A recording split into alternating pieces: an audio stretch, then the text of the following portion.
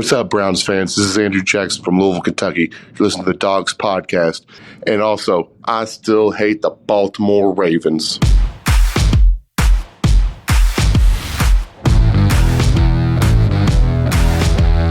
Welcome to the Dogs Podcast with your hosts, Blake Renneker, Zach Kupp, Justin Charles, and Josh All. Hey, what's up? Welcome back to another episode of the Dogs Podcast with special guest Zachary Kupp back in the studio today. Should I call him back-to-back two-time champion, IVC girls 7th grade basketball champions? Yeah, basketball's finally over, so now I can. Then we were in contract negotiations, and I wanted more money, and inflation's up, so he wanted a raise. Don't we all? So good to have Zach back in the studio. Justin knew he was coming, so he said he wasn't. They don't like each other. That's what it is. Obviously, the NFL season's now over. Super Bowl was just this past week. Great game, great halftime show. Before we get into all that, remember to check us out on Facebook, Instagram, Twitter, and TikTok. If you're watching on YouTube, please like and subscribe. Make sure you tap the notification bell so you never miss a new episode. You can also find us on Apple, Spotify, and Google. Anywhere that you find podcasts if you prefer to just listen. Lastly, if you're looking for more content, head to jointhedogs.com, becoming a Dog Pack member on our Patreon page. We have the episodes come out early. There's extra episodes. Andrew, who did our intro today, is going to be on the episode. So what we do now on the after hours, as long as somebody wants to, they jump in and they kind of host the after hours episode, and we just kind of pitch in, give our 2 cents. We let them run the show. So if that's something that interests you, also if you want to get your intro on the show, head to thedogspodcast.com. Make sure you tap leave voicemail. You can drop an intro, or you can just drop a voicemail. We'll talk about it. We're going to have a lot of time to fill over the next, what is it now, like 4 or 5 months until the next season. I think there's going to be a lot to talk about, though. Yeah, I think that it's just over 200 days until the first game. 200 days divided by once a week. I'm not very good at math, guys. It's going to be, we got a while till next season. So we got some stuff to talk about, some, help us out. Let us know, draft prospects you guys want us to look into, free agent people you want us to pick up, anything like that. Drop a voicemail. We'll talk about it. We'll play it on the show. Or, join the Patreon. You can just jump in and do an after hours and host an episode. It's pretty fun. We've had, I think, 3 now, and they've all gone pretty well. So if that's something that interests you, jointhedogs.com, become an official Dog Pack member. So we had a Super Bowl. Season's done. Before we even talk about the game, let's talk some of the things besides the game real quick. What was your favorite commercial? Start with Zach. Start with Zach on that. I would probably have to say my favorite commercial was I like the Dr. Evil one. That'd probably be my favorite one, just because it was the funny. To me, it was one of the funniest ones. Yeah. So if I had to pick, it's hard for my favorite is between in the first half they had that Rocket Mortgage one with Anna Kendrick.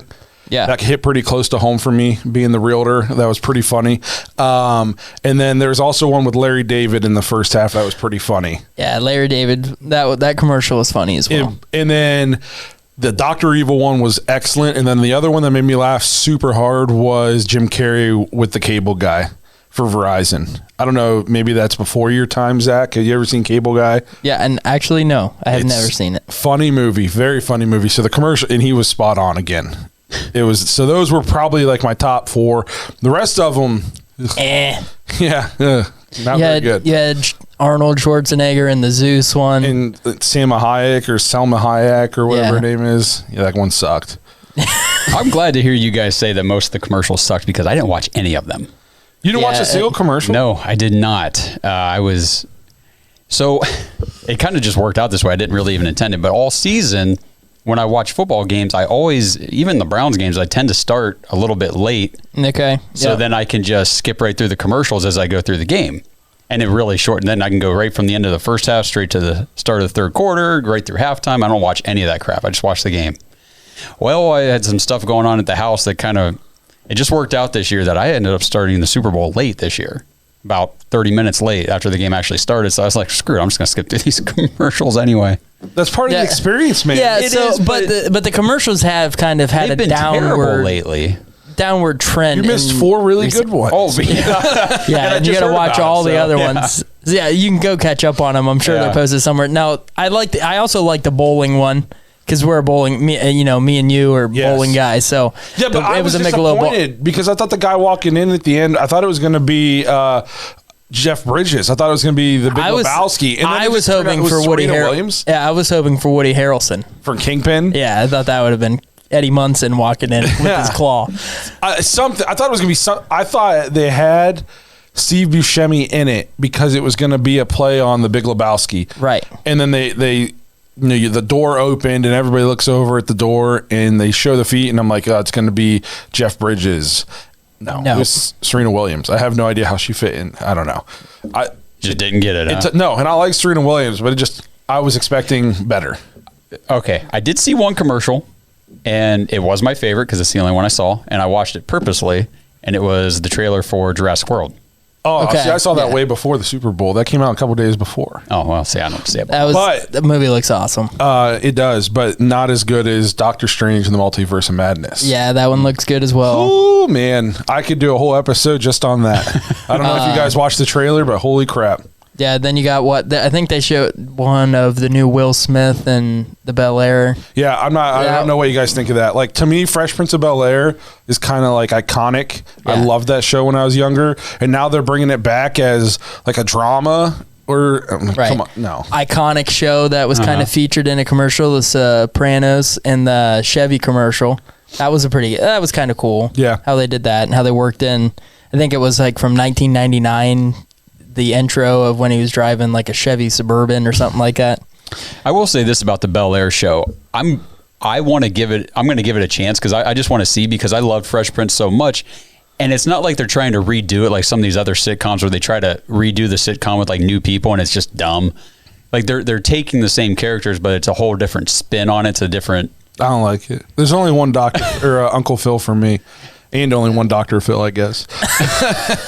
But yeah, I mean, as commercials go, they need to do a little better. Yeah, Doritos had one that was just like it used to be that like you couldn't wait for the Doritos commercial, you couldn't wait for the Bud Light commercial, and like you're right. You were like anticipating like.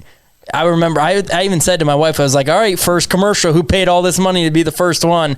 And it was just like, my favorite commercial from the last so many years, it was the year that Patriots beat the Seahawks, intercepted it at the 1. There was a commercial. It was a Nationwide insurance commercial. And I don't know if you guys saw this or remember it, but it stuck with me. And it wasn't supposed to be funny, but it was just kind of like, I can't believe this was the commercial. And it's this kid and his voice talking over the commercial. And he's like, I was going to grow up to be a basketball player and a champion and drive cars. And then it's like, but I didn't because I'm dead. And then it shows him in a bathtub that's overflowing. And I just, it's like, this probably not one you This is the most morbid commercial I've ever seen in my life. It's like, it's infamous now. You go back and watch it. It's crazy. I could not believe that it was on TV. And I was like, way to go, Nationwide. That's crazy. Some of the best ones I remember in recent years were the Tide commercials. Because I remember I forget what year it was, but it was like the very first one. They would do these commercials where, do you remember this? Where it was a commercial about something completely different. You're like, oh, this is a crazy car commercial or a cowboy commercial. And all of a sudden it's like, it turns into a Tide commercial. I know what you're talking about. You just didn't see it coming. And then they did it like 3 or 4 times during the whole game. They had like these series of commercials. And every time it was like, oh my gosh, they just did it again. And it just gets you. I kind of remember those. Yeah, I just looked them up. So here's some like hits. I'm just going to I'm not going to go over the Nationwide, not one of them? I didn't see that one, no. The E-Trade baby. The talking baby for E-Trade. Okay. I did see that. So that was a hit one, in recent years. Obviously, Budweiser normally always has like a heartwarming, like, oh, look at the dog that saves the horse, or the horse saves the dog. But this one I saw and I was like, how annoying this commercial was. This was in 2016, so this is 6 years ago. That puppy monkey baby. Do you remember that one with like the dancing like puppy? Wasn't it Mountain Dew? Yeah, that was a Mountain Dew commercial. That one was it was that was one of the stupidest commercials ever. Yeah. Yeah. But at least, I mean, give us something. we watched a 4-hour football game and only got 4 good ones this year. Yeah. So that's a little disappointing. Yeah. What didn't disappoint, at least in my point of view, what did you guys think of the halftime show? I liked it. So I actually fell asleep during I was exhausted, but I wanted to watch second half. So I was like, I'll catnap here during this 45-minute halftime that we're about to have. But then I went back and rewatched it. I thought it was good because they've had some flops in the past years. I thought it was really awesome. I thought it was cool having 50 Cent come out because nobody knew that was about to happen. Right. He's been bulking. It's bulking season. Yeah. Everybody's giving him a hard time for that. He still looks better than me. I couldn't hang upside down up there. I thought Eminem was sweet. Snoop Dogg's just a vibe. I don't know if you guys saw where, but right before he went on stage, he was just hitting his little J before. I'm like, I said, has Snoop Dogg ever not been high for the last 40 years? Probably not. He just wakes up and just gets a little bit high immediately and just goes through life just a little bit high for his whole life, and good for him. Yeah, Dr. Dre, I thought he sounded good. What's crazy is I saw a video, and on TV it sounded good to us, but in the stadium I guess it was awful. You couldn't hear them at all. I saw somebody took a cell phone video. So I'd be interested in seeing some more of that to see if it was just that person or if really in the stadium you couldn't hear. Well, you see that a lot. I feel like even at home watching, my wife, she likes to watch all the different award shows and MTV Music Awards and CMA Awards, and the music is always on volume 10 and the singer's microphone's on 2, so you can't actually hear anything that they're singing. So I wonder if there was a little bit of that going on. I honestly, just from being in the kind of production side of things anymore, in the last couple of years, I think that's more for the presentation to the people at home. Okay. They're not as concerned about how it sounds to the people in the stadium because they know they're not paying attention. We've got what is it, 60,000 people in the stadium. We've got millions of people watching around the world. Yeah, that's true. You know what's really funny to me is this was the highest rated Super Bowl, had the most viewers in a while in a year where everybody's boycotting the NFL.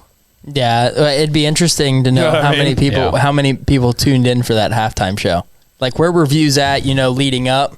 If you could see it in 15-minute clips, and then it was it's almost the end of the second quarter, and 100,000 people more tune in just to watch. So I know Justin probably liked it. What about you, Josh? Because you're the boomer of the group. I didn't watch the halftime show. It was good, man. It was pretty good. I was skipping through it because it's just the way. Whenever I was younger, I never really liked any of those artists anyway. The only one that I did like was Eminem, so I stopped and I watched him. Man, Snoop and Dre were sweet. 50 was Mary J. Blige. I didn't understand why she was there. I was never a Mary fan, never a Snoop fan. I don't know. Juice, man. I didn't like any of those. Just wasn't my stuff. Eminem, I think if Eminem put on his own show, it would be huge too. Mm-hmm. I kind of wished in a way we've gotten now Eminem in the halftime show, but it feels it left me wanting more because he only got the one song. Well, he goes on concerts, man. Go buy a ticket. I'm not doing that. Watch that for free at my house. It sounds better. I asked the people that were there. You got YouTube. Yeah, right. All right. Well, hey, I just wanted to talk about the stuff surrounding the Super Bowl because it's not. It's the one game a year where it's not just the game. It's kind of everything leading up to it. What'd you think about The Rock at the beginning? Oh, that was the worst, dude. I like The Rock, but I'm at rock fatigue. Because he's in every other movie and every Disney movie, and he's in everything. And I feel like the dude, he seems like a super nice guy, but he also always somehow manages to make something current about himself. When Joe Burrow made the Super Bowl, he made some long Instagram post about how their lives were kind of synonymous and the same. I'm like, bro, Joe Burrow's going to the Super Bowl. Let him have his moment. We don't need an Instagram post about how it's how you made it to the top of entertainment. He just always finds a way to make it about The Rock. I thought it was. I was okay with it. It was weird. I'm okay with them trying to get the entertainment or get But I thought it was weird that he's just there and is all maroon outfit. I didn't know purple on purple was with the people with the teams ready for kickoff. I mean, he's just right there out in the middle of the field as McPherson's getting ready to. I think they kicked off getting ready to kick the ball off. And it was just like, I thought that part was a little bit weird, and it felt like it was so drug out. Like, shorten it up, man. Yeah. And I don't need you to pause in between every sentence and do like the people's eyebrow to the camera. Yeah, let's be honest. If they could, It was always the mic like this, so you can see his bicep is 2 feet wide. I'm like, I know, man. Like, you don't have to keep. He got a pretty good pop for it, but I would take UFC and Buffer over the Rock. Yeah. Just it's time. That'd be nice. Yeah, but I feel like Dana White's probably got him on lockdown. Yeah, I'm He sure. would have charged a lot to get rented out. Right. And then I thought it was super funny that the Bengals kicker didn't go into halftime. Yeah, he stayed out He and just watched. stayed out and he's like, bro, I'm watching. He's like, dude, all I do is kick. Yeah, did you see who's playing? I'm going to stay out here and watch this. And he's like, what, like a 21, 22-year-old game? He's a rookie, Yeah, so he's a rookie. young kid. He doesn't know any of these the guys. video though. of him sitting out there, he was just sitting there. He's like, yeah, this is fun. Yeah. This is Eminem. My mom wouldn't let me listen to him like 2 years ago. Right. I thought that was super funny. So now we talked about all that. What'd you think of the actual game? I guess the first note I put on here is we saw it happens in all football games anymore, it appears, but there were some questionable officiating calls. Well, I was just going to say, if we're going to jump straight to the officiating, I would go ahead, Zach. You jump in there. Well, I was just going to say there were some questionable calls late. There weren't many calls up until that point. Me and Josh were kind of talking about it before. That there was no calls. The numbers are staggering. Yeah. So What you said. yeah. So there was only 6 penalties called in the entire game. There were 4 called on back-to-back plays under 2 minutes to go in the game. Is that part of the penalties in the game, or is it those were separate leading up to that? No, there was literally 2 other penalties leading up to that. The entire game. There was a delay of game in the first half, and then there was 1 false start. And there were no other penalties called the entire game until that defensive holding that was called by the linebacker guarding Cooper Kupp on the 3rd down or fourth, whatever, 3rd down, I'm pretty sure.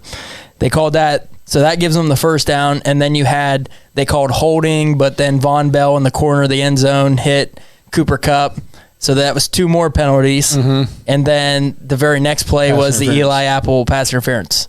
So 4 penalties on back-to-back plays, and there was 2 the rest of the game. So as if I could understand, I thought the holding on Cooper Kupp that gave him the automatic first down was definitely a little sus. If I'm a Bengals fan, I'm probably not happy with that call. Then at the same time, I'm thinking, well, they shouldn't even have had the lead because Higgins drug Ramsey down by his face mask, and then they didn't call it, and that was their only points in the second half. So as a person who didn't really have like anything in this, I think the officiating kind of sucked for both. Both teams could have if the Rams wouldn't have scored, they could have pointed back to that play and been like, we shouldn't have lost. And then the Bengals did lose. They can point to this holding and being like, that's kind of BS. So at the end of the day, I think it kind of screwed both teams. Yeah, so at the end of the game there, where you have the holding that, to me, wasn't holding. I thought the interference was interference. Yeah, the interference definitely was interference because he was going to get beat for a touchdown, which, in a way, everybody's like, they're picking on Eli Apple. Well, if he doesn't do that, they score on that play anyway. So there's certain situations where it's almost better of like, hey, you're going to get torched or you got beat on a double move. You're better almost to grab the guy and just be like, okay, we'll give you the yards. Otherwise, I'm giving you points. But it felt like that defensive holding that gave him that first down. I told Josh, and then the very next play, it was like the refs were like, all right, hey, we kept this game going. We gave him the first down. We're calling holding on the Rams on this next play. And then Von Bell just happens to try to decapitate Cooper Kupp in the corner of the end zone. Which that one there, like if you kind of go back as a Browns fan, if that was me, I'd kind of been mad about that because, yeah, he hit him, but he didn't like hit him in the head. He hit him like right in the shoulder. And it was right after like the pass had gone through. It wasn't like it was 10 seconds late. So for me, if I was a Bengals fan, I'd probably be upset about that one. There were a lot of situations throughout the rest of the game before the end of the fourth quarter where I thought the penalties could have been called. there was that whole fight on the sideline. Yeah, that broke nothing out. got People called. were throwing punches, hitting people in the face mask. Not a single flag. I tell you what, that Bengals player who hit Donald is probably because up until that point, the Rams pass rush was doing nothing. Yeah, they woke him up. They and from that point on, they sacked him. I think like 7 times. Yeah, it was crazy. But the fact that there were 2 penalties the whole game, and they, like we talked about before the show, they were just letting them play. Yeah. They were not calling. There was no ticky-tacky calling whatsoever in that game. And then to get a ticky-tack call right at the very end when it looked like the Rams were down to their last play, for me, and again, I didn't have a dog in the fight, but I was like, did the refs really need to go and get involved now? Right. Like it kind of took, you're sitting there, you're watching the game. It's like, okay, it's down to the last play here. This is huge. Let's see if they can do this.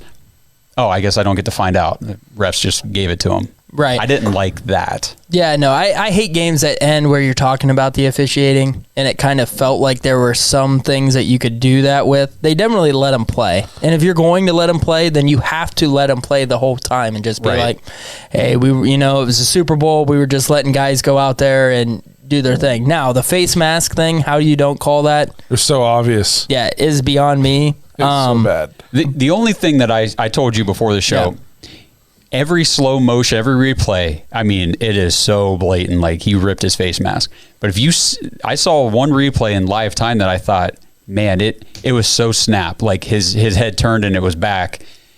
If the referees weren't looking right at that second to see his head turn, I can understand how they'd miss it. Now, I don't think they're going to be invited back to do another Super Bowl. Not that guy. No. And what's crazy is so Bengals fans could complain that like the officiating cost them the game at the end, but at the end of the day, they got the ball back, 2 timeouts, and did they have all their timeouts or at least like two of them? That's supposed to be Joe Burrow time. Well, and I'll just be consistent with what I always say about the Browns too. Like if you don't want the referees to affect the outcome of the game, play better. Score more points. Don't put yourself in a situation where one bad call by the referees can hand the other team the victory. Yep. Just don't do it. And be better. And Joe Burrow made up for their bad line as long as he could. And it caught up to him. Their line is so bad. It's going to get that guy killed. For a second there, I thought the Browns weren't going to have to face him next year. Yeah, I thought he got hurt. In that one play. Supposedly sprained his MCL.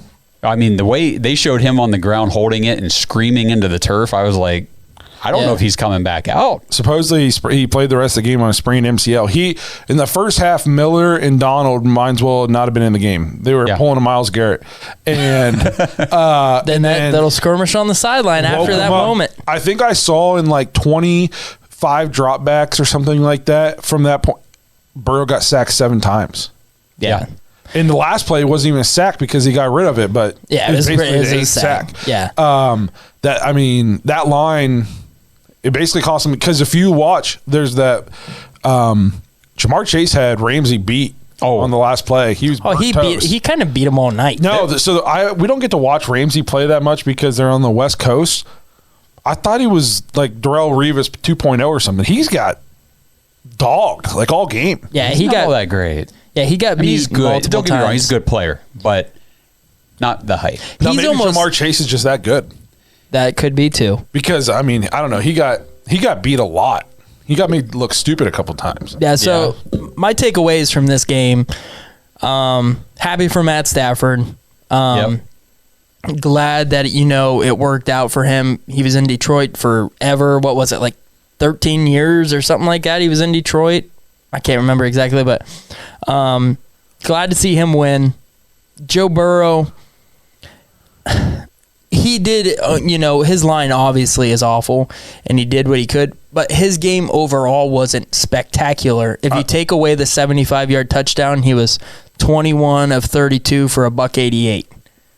With no touchdowns, right? Yeah, with no touchdowns because Joe Mixon threw the how do you like touchdown. that? How would you like to be Joe Mixon? You're going to throw your first ever pass in the NFL in the Super Bowl. I saw the stat that said Joe Mixon has more touchdowns more touchdown passes in the Super Bowl in the last 10 years than Aaron Rodgers. Nice. I like that.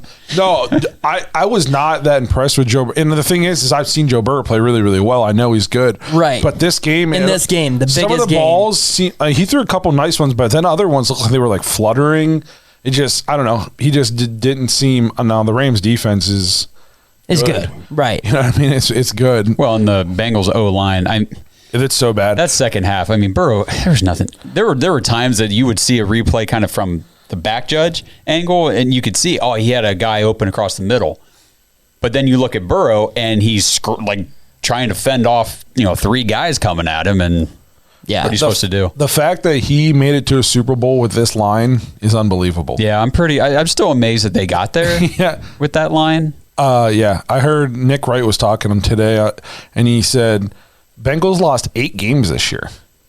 and they like 5 of the games they won were made on a field goal as time expired.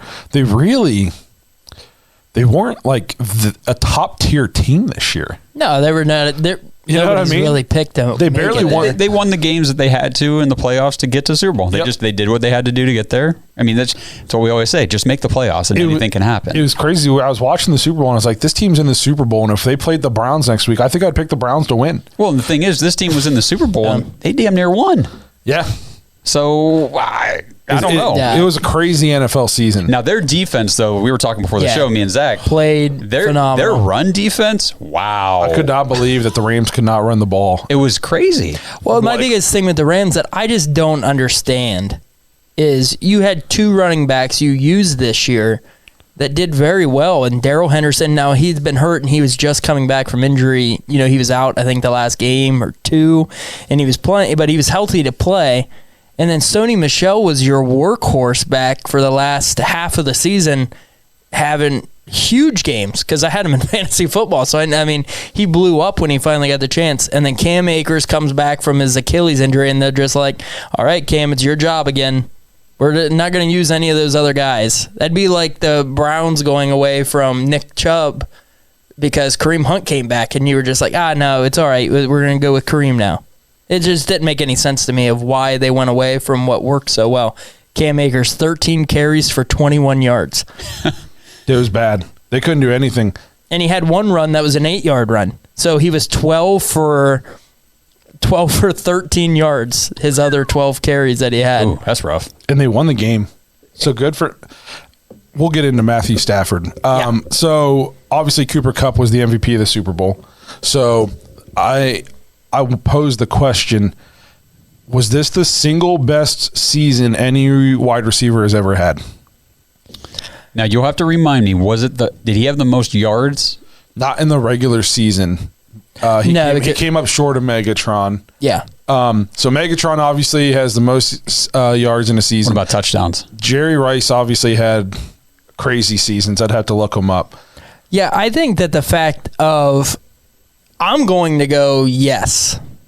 One, because it's easier for me to really say yes. Like, I saw Calvin Johnson play, but like Jerry Rice, you see all the numbers, but I didn't get to experience Jerry Rice like in his prime. Watching him. Like Cooper Kupp right now today, what he did this season, and especially on that last drive where the game is on the line. And they just gave him the ball every time. It was his game. Remember the Buccaneers game? I mean, he came up big. He caught that pass down the middle where, you know that you're the best receiver in the NFL, so you know that the defense for Tampa Bay is gearing up for you, and he still beats him down the middle of the field for the game-winning, to set up the game-winning field goal. Yeah, and there were some plays, too, where he took some big shots, and he's not a big guy.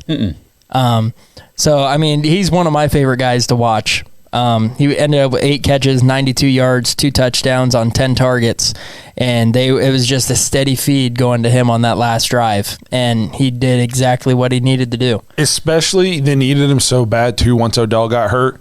Odell looked good though. Odell looked good, and you could tell how much it hurt their offense when he went out. They couldn't. There was nobody else. They were throwing the ball to their third string tight end was like the next leading receiver. What was his name? Bryson Hopkins. Yeah.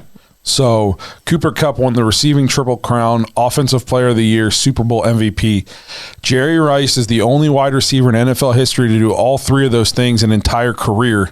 Kupp did it this season in 1 year. His stats for the year: in 21 games, 178 catches, 2,425 yards, 22 touchdowns, NFL regular season receiving triple crown, unanimous All-Pro, most catches in a single postseason of 33, NFL Offensive Player of the Year, Super Bowl MVP. That was his season. That's historic. It is. I would agree that it's a single best season for a receiver.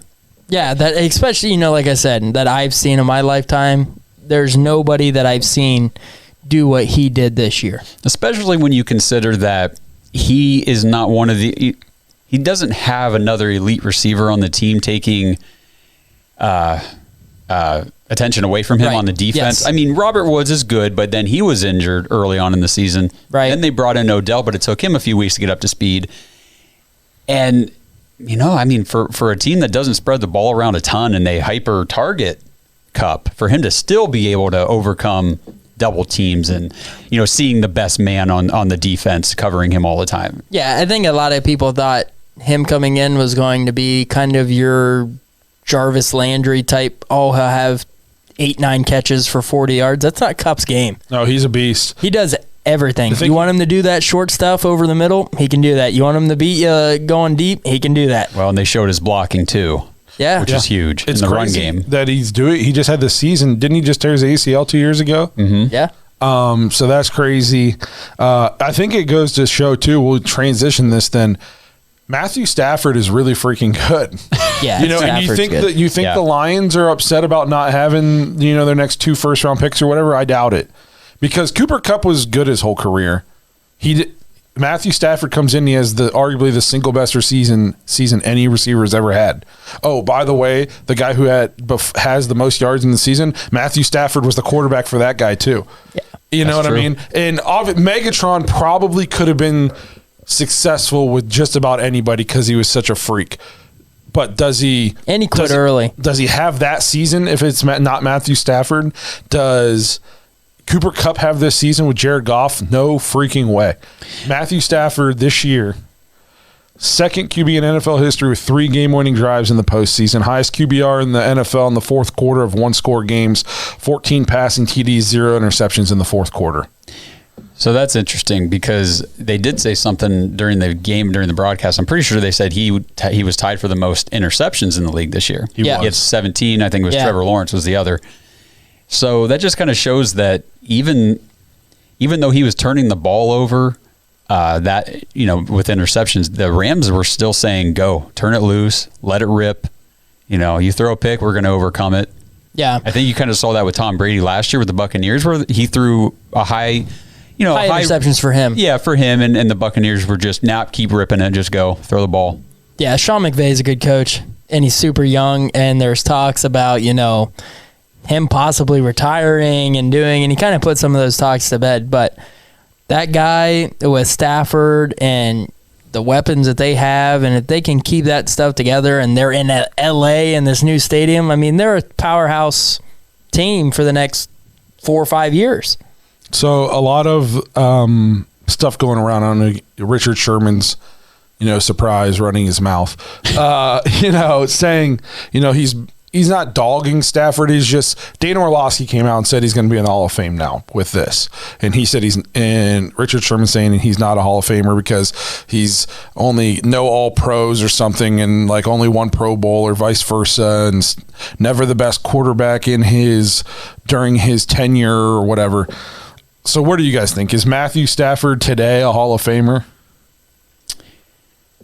I feel like he is. I pulled up the all-time leader list here. He's 12th all-time in yards, passing yards, and all the guys ahead of him are either in the Hall of Fame or will be.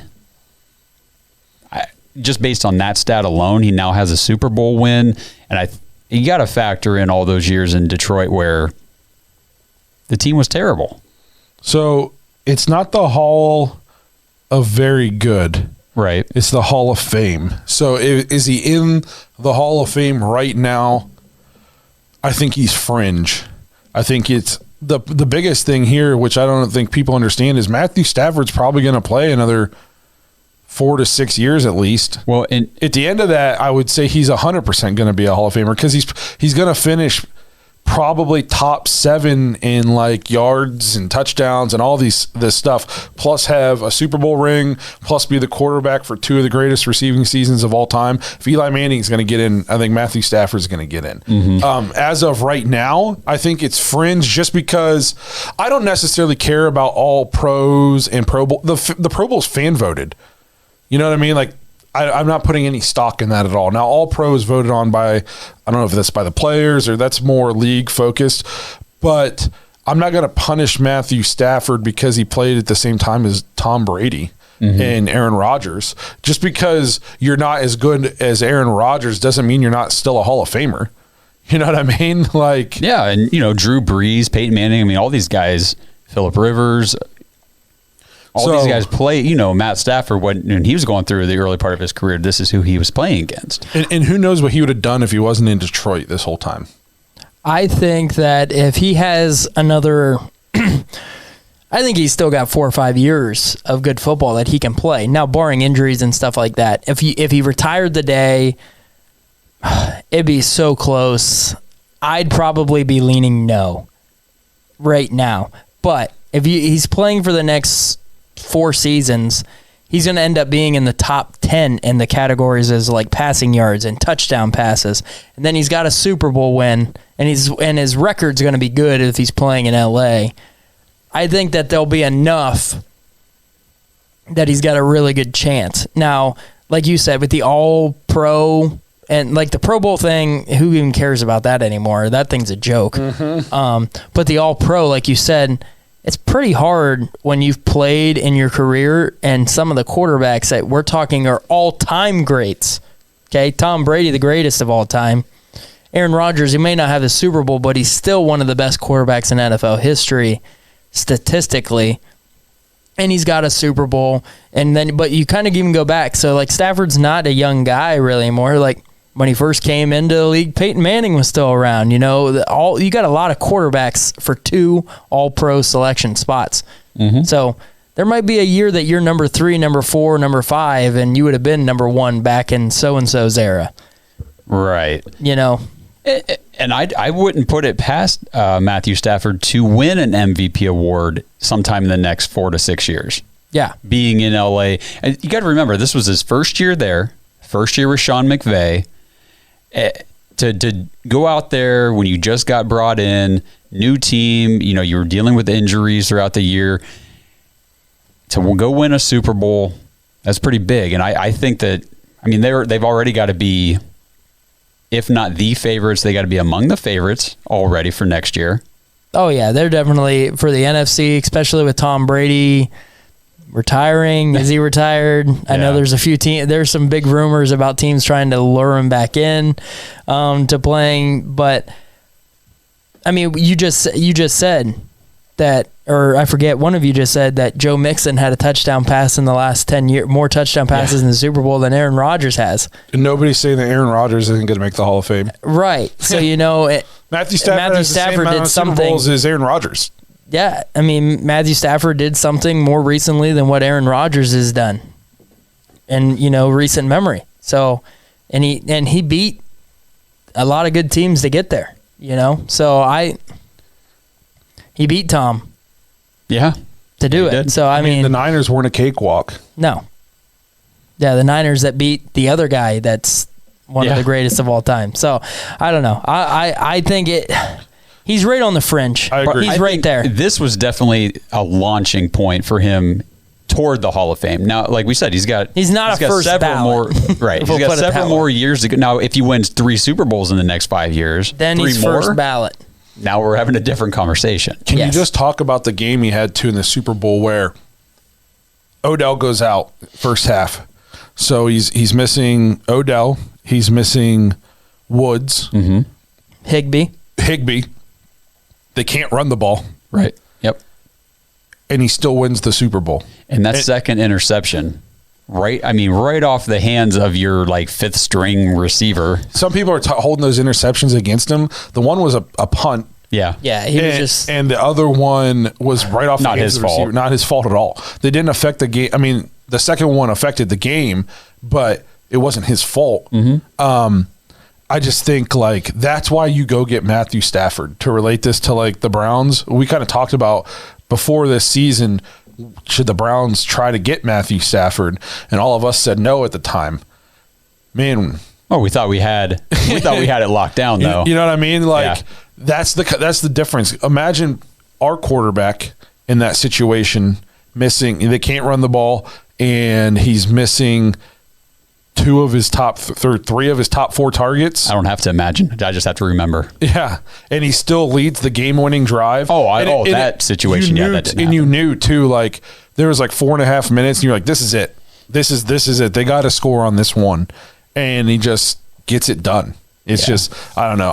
I've been a big fan of his for a long time, and that was a good move by them. Yeah, well, we said both teams in the Super Bowl had implications for the Browns. I mean, you look at the Bengals. When you know in the drafting process, this is our guy, you go take your guy. Both with Joe Burrow and Jamar Chase. Yeah. Now, the offensive line issues obviously caught up to them in the Super Bowl, but I still think they're pretty happy with taking Jamar Chase. Yep, I'd say they will.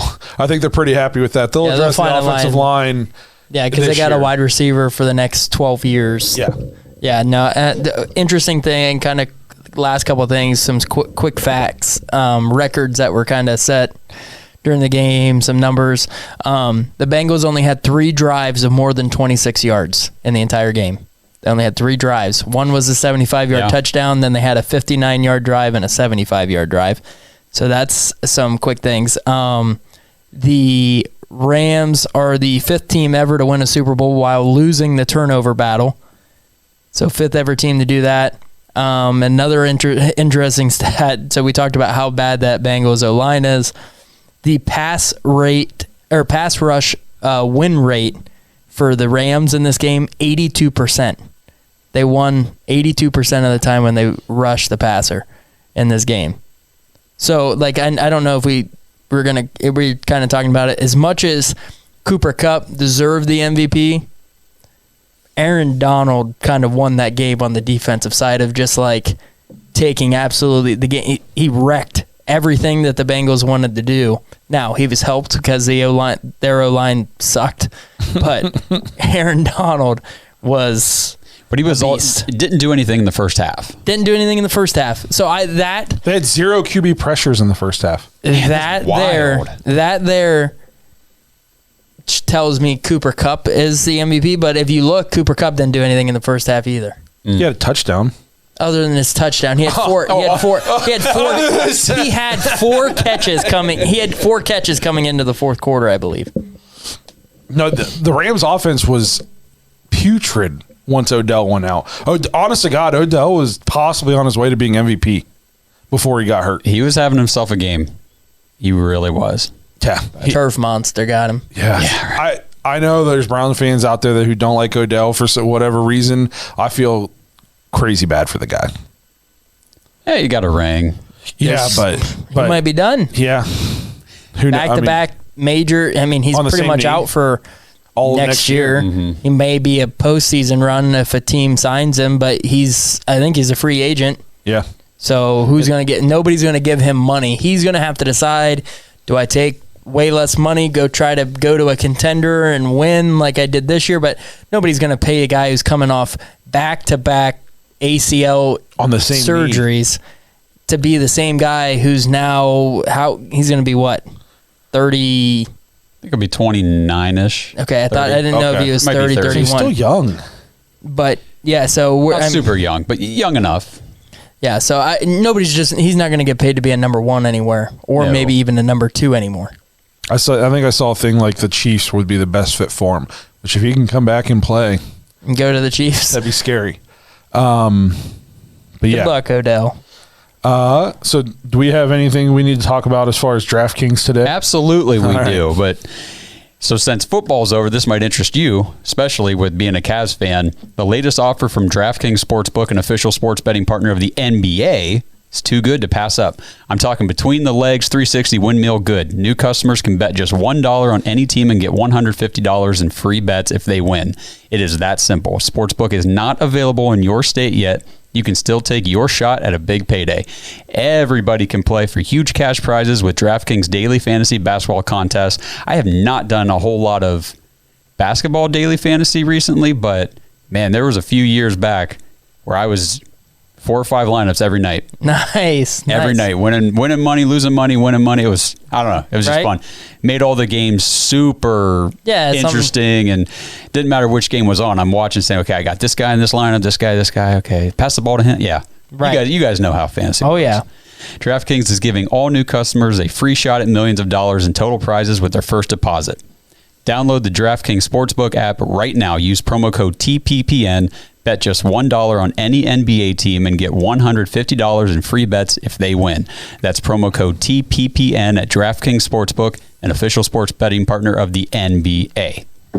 Cool beans. Cavs needed the All-Star break. Two losses heading in, and to be honest, didn't look good in either game. Offensively against the Hawks, we looked okay. But came back against the Pacers twice. Yeah. Lately, our defense seems to only be there sometimes. We were the number 1 defense in the league. We're still probably top 2 or 3 now, but last couple of games, we're not playing any defense, and the offense is just stand around and watch the guy with the ball. And Jetty Osman, You love to hate him. I know when the Cavs aren't playing well in a game because Blake starts posting on Facebook. Yeah. Exciting things. Big weekend for us here in Ohio. Yeah, I mean, if you're going to be in the Cleveland area, it's going to be awesome. You'd see a lot of stars out and about at the bars, stuff like that, because, I mean, they're going to be in town probably Thursday I think through LeBron's already in town. Sunday, So if you're up there, send some pics in to us. We'll post them on our Facebook page and stuff, because it's a pretty big weekend for Cleveland. Yep. And I think it's going to be really sweet. I told myself I was going to go to some of these festivities whenever I found out that we were hosting, and then I found out the price for the festivities. Yeah. And then I said, well, I guess I'll just watch from my TV. Right.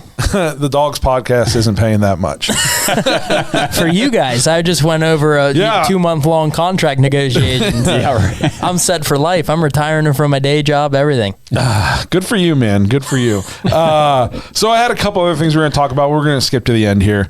The last thing before we wrap it up, I saw an interesting thing on Twitter today, so I wanted to talk about it on the show.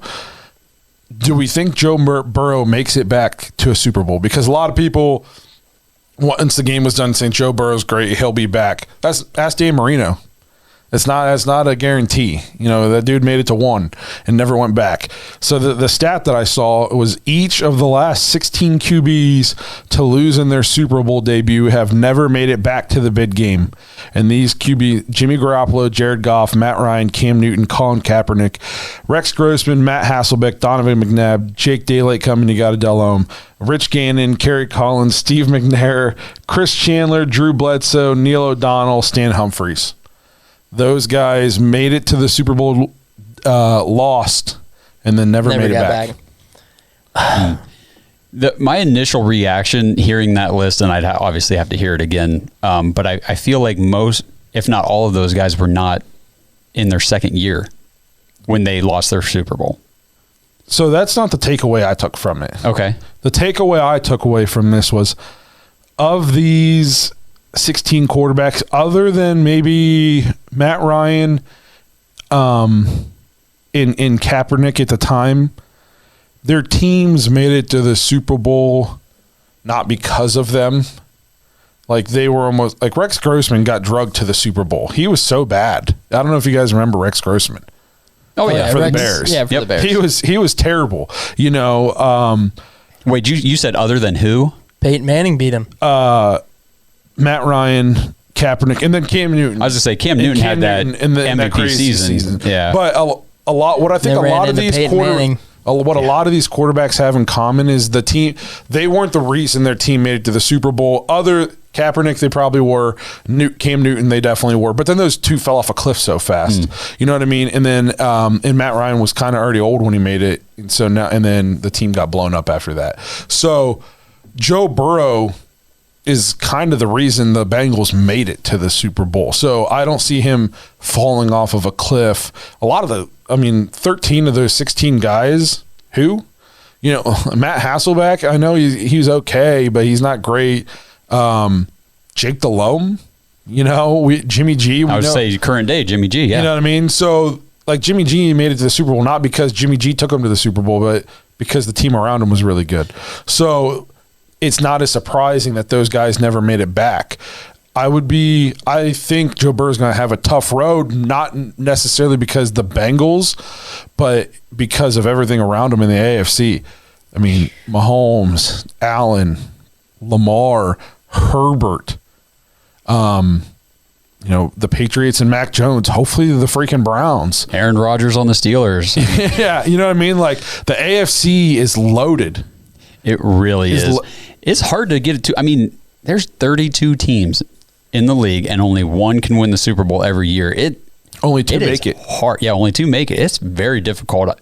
That's why what Tom Brady did in New England was so just otherworldly, because it just does not happen. You do not see a team go to the Super Bowl that many times and win that many times. It just doesn't happen. It's just not a guarantee. Like, and I think we're going to get into this in the after hours. So if you're interested, you know, check it out. Yeah. But I think it's why you have to be aggressive when you're in your window, because it's not a given. Dan Marino is arguably one of the greatest quarterbacks of all time. He made it to one. You know what I mean? So it's not a shoo-in that just because you're really good, you get back. Aaron Rodgers is going to go down. People think he's the greatest for some reason. He hasn't been to a Super Bowl in 10 years. Mm-hmm. Joe Mixon has more touchdown passes in the last decade in the Super Bowl than him. So will I be shocked if he, you're not shocked if he doesn't make it, but I think he'll make more. But if he doesn't, I'm not 100% shocked. I'm not going to be I wouldn't be shocked by it when you got to play in the same conference as Justin Herbert, who's 22. So Joe Burrow is not Justin Herbert and Joe Burrow get compared a lot. Joe Burrow is 2 years older than Justin Herbert. You know, he's the same age as Josh Allen and Patrick Mahomes. So it's not like this thing where he's like, oh, well, you know, they're a little bit older. No, they've been in the league a little bit longer, but they're the same age. Mm-hmm. You know, so he's an older young quarterback, just years wise. You still got like Lamar Jackson, who might have a 2 or 3 year window of still being good that you might have to see in the playoffs. You know, so you got him as an added name, Herbert, Allen, Mahomes. Who knows, you know, the rookies that are going to come up in the next couple of years. There's going to be other guys that are going to be. So I would not be surprised. And by all accounts, it seems like Deshaun Watson's probably staying in the AFC. Yeah. So you got him. He's 25. Mm-hmm. So he's young. He's the same age as Joe. He's a year older than Joe Burrow. So there's a bunch, and you got to take it into a fact of what division he plays in. Yeah, and look at another young guy too, like Trevor Lawrence. Baker Mayfield. Okay. Okay. Had to throw it in there. Now, Joe can't beat him. Yeah, he can't. I say a lot of things about Baker, but he's beat Joe every time. Right. See? And it does seem like the teams that lose the Super Bowl, they struggle. They just drop the years after. Not just the next year, but years after. There's players and things that, like, you could say that the Bengals, like we've talked about the Browns Super Bowl window. Well, the Bengals have theirs here for the next couple of seasons to get back, because Jamar Chase is only on a rookie contract for so long, and T. Higgins is only on a rookie contract for so long, and Joe Burrow. You know, so eventually you gotta pay certain people. And Cincinnati's not a huge market. And their owners are cheap historically. Yeah. So it's also a team that I wish him the best, though, even though he's in our division and stuff like that. I'm a Joe Burrow fan. I got no problems with Joe Burrow in the fact he plays on the Bengals. Right. And screw the Bengals. I mean, how many years was it since their last playoff win? Been a while. It had been. They were the longest ones, I think, right? Yeah, I think it was this us. Season. It was us, yeah. So, I mean, historically, they don't have a great track record of getting to the playoffs and winning playoff games. It'll be interesting to see how they go, because, like Zach said, I think they're definitely in their window. So, are they aggressive this offseason with – do they go out and address the offensive line and maybe add like a couple studs up? That's really – all they're missing. And I still don't know if Zach Taylor's like a great coach, but they just signed him to like a 5-year extension, so he's sticking around. I mean, I don't know if he's a bad coach, but I don't know if he's a good coach. I think somebody said, I was watching ESPN today, and they said he's clearly the fourth best coach in his own division. Yeah, they signed him. Jim Harbaugh got a big extension today. 5-year extension to stay at Michigan. That's crazy. Yeah. That's crazy because everything was looking like he was on his way out. Yeah. But no, I think they got it. This year was almost lightning in a bottle. I mean, the division Joe Burrow plays in, the Ravens finished in 4th this year, and at one point this year we're 8-3. Yeah. You know what I mean? This year was crazy. If the Steelers get a quarterback, and then they're in the same bucket or boat as the Bengals. Get a quarterback and then a couple linemen, and they're going to be tough. Mm-hmm. You know, the Bengals could easily go from Super Bowl to last in the division. 100%. As much as we could say we could see them, being a tough team next year, could also see them being the last place team in the division. Because good teams are going to lose because somebody's got to lose. Yeah. And I think you play 6 games a year in your own division that really all 6 teams could beat that. Like, you're not looking like, they get to play the Jets twice and they're going to play the Giants and, these it's not the crappy NFC teams. least. Yeah. These crappy teams, you're like, well, we're at least going to win, 4 games out of those 6 and not guaranteed in our division. No, if the Browns get even okay quarterback play from whoever's on the team next year, they're going to be super tough to beat. We won 8 games this year with abysmal quarterback play. 5th worst in the league, I believe. Yes. So if we can just get okay quarterback play, we're going to be tougher to beat. You got to think the Ravens aren't going to have 40 injuries again. The Steelers are going to have somebody at quarterback who's not a geriatric. So the division's only going to get tougher, I think, next year. So I don't know. We'll see what they do. I don't know if I feel like we were fair to the Bengals, so hopefully their fans won't get too mad at us for this segment. I just think it's not going to be an easy road. I'm not saying they will be last next year. I'm just saying with the way this division is, it's possible any one of us could finish last next year because of how competitive it's going to be. Oh, absolutely. Yep. So, well, that was kind of, our rundown of the Super Bowl, everything from commercials to is Joe Burrow going to make it back? So I feel like we covered just about everything you could possibly cover for the Super Bowl. I think we did it. Yeah. Yeah. And we did it in an hour. Good for us. So thanks for being with us again. Thanks for being with us all football season. It's been a ton of fun. This was our second full football season doing the podcast, and we love doing it. We're over 100 episodes now. We couldn't do this without you guys. Zach would never have got this new contract extension if it wasn't for you guys. So we really appreciate you guys being here with us for the entire football season. It's been awesome. We're going to take this thing into the off season, and I've said season a million times. But we're, if you guys want to talk some Cavs, if you guys are Cavs fans, let us know because I love talking about them right now. Like I said, in the opening, at the beginning, draft players, free agents. We're going to get into all that stuff. So if you guys have things you want to talk about, comments on the videos, drop voicemails, dogspodcast.com, tap leave voicemail. Leave us intros. If you like extra episodes, the After Hours episodes, guys, are tons of fun. We've talked about everything from Star Wars to horror movies to last week was with Kenny Mack. It was all business about the Browns. I mean, it's just a little bit of everything on there. It's been a ton of fun. So if that's kind of more your jive, jump into the Patreon. Everybody in there seems to really like it. It's a ton of fun. So for all you guys who are members of the Patreon, we'll see you on the After Hours. And to everybody else, we will see you guys next week. Thanks for listening to another episode of the Dogs Podcast. Make sure you subscribe to our YouTube channel and follow us on Twitter at the Dogs Podcast and become an official Dog Pack member and join thedogs.com.